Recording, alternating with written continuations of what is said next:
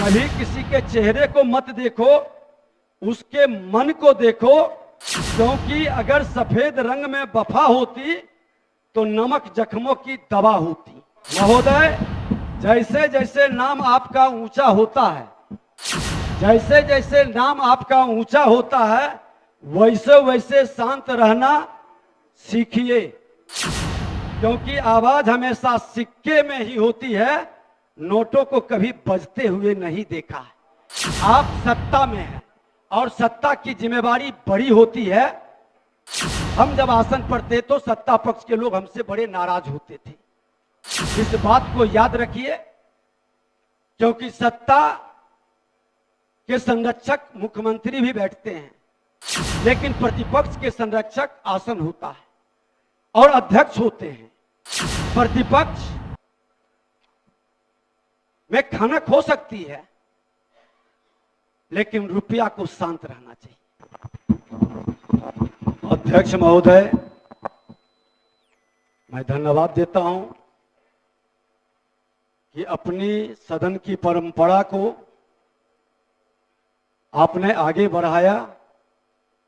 सदन में गतिरोध होते रहता है और सदन में बैठे सभी माननीय सदस्य, वरीय हो या कनीय, सभी मिलकर सदन के गतिरोध को दूर करने का प्रयास करते हैं, क्योंकि ये सदन दल से अलग नहीं है।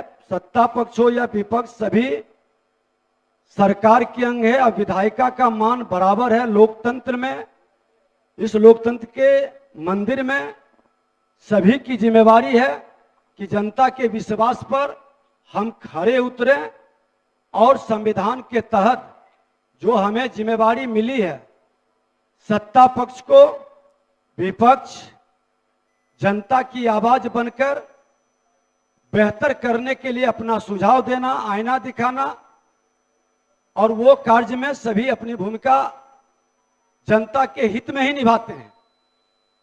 तो हम धन्यवाद देते हैं अपने सभी माननीय विधायकों को कि जिसने संयमित रूप से आपके आदेश के बाद, बाहर हम लोग बैठे थे, लेकिन माननीय सदस्य, कुछ नए सदस्य ये भूल जाते हैं कि विधायिका की भी अपनी एक जमात और एक जाति होती है, और विधायिका दल से बना हुआ नहीं होता है।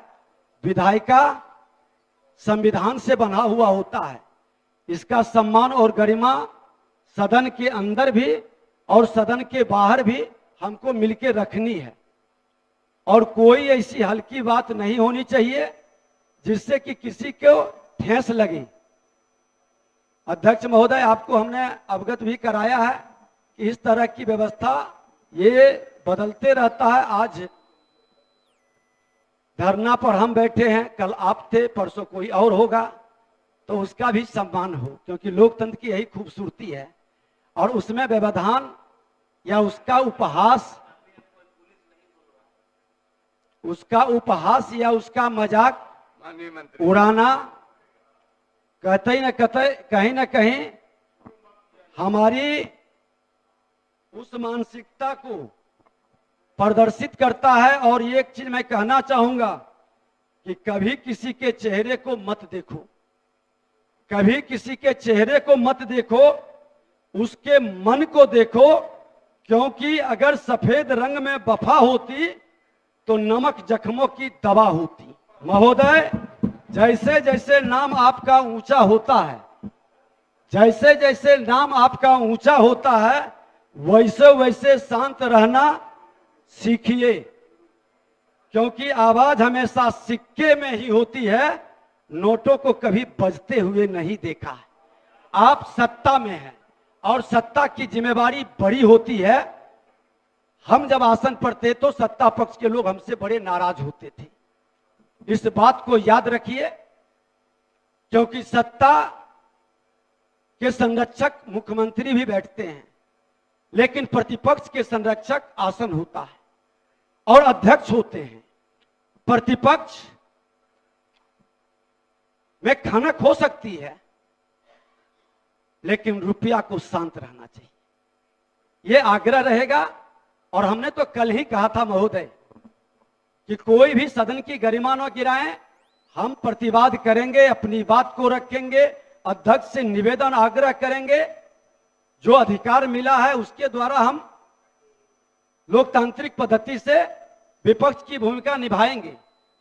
और इसीलिए आग्रह किया था कि अगर जो किसी को गाहे बगाह उत्तेजना में सदन की गरिमा को कभी भी ठेस लगे, तो निश्चित तौर पर यह परंपरा रही है, खेद व्यक्त कर करके, दुख व्यक्त कर करके हम कई बार अवरोध पैदा हुआ है उसका समाधान किए हैं।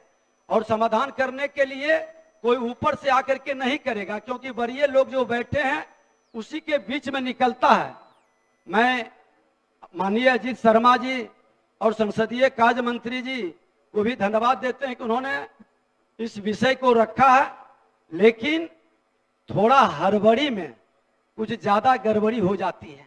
कल हमारे बात को ध्यान में रखा जाता, दोनों पक्ष के लोग खेद व्यक्त करें तो समाधान निकलेगा और आगे व्यवस्थित ढंग से लोकतंत्र की खूबसूरती भी झलकेगी। बात ही भूल गए, असली बात न कहिए महोदय। हमारे वो तो हम आपके लिए छोड़े थे, क्योंकि प्रस्ताव तो संसदीय कार्य मंत्री जी की ओर से आना चाहिए महोदय, क्योंकि आपने बुलाया हमारे जो माननीय सदस्य उनको सदस्य इनके सदन में आने की, इनके दल की बात अगर हम करेंगे तो ये तो अतिक्रमण संसदीय हो कार्य जाएगा की ना। जिम्मेवारी आप निर्वहन करते हुए तो उनको लाएं और निलंबन को आपस लें। अब मैं सदन की अनुमति से माननीय सदस्य श्री लखेंद्र कुमार रोशन, जिन्हें सदन द्वारा निलंबित किया गया था, उन्हें सदन में अपना पक्ष रखने के लिए बुलाता हूं। मार्शल माननीय सदस्य को आप सदन में लावें।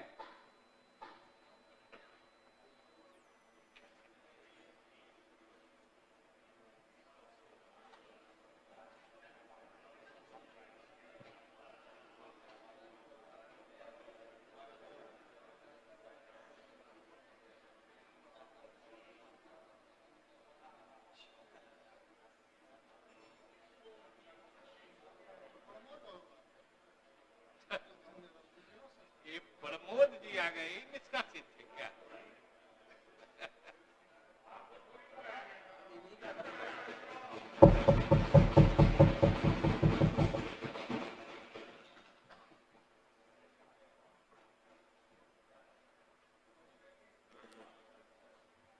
माननीय सदस्य श्री लखेंद्र कुमार रोशन जी, कल की घटना पर आपसे आग्रह है कि आप सदन की भावना और सदन के सम्मान को देखते हुए अपना पक्ष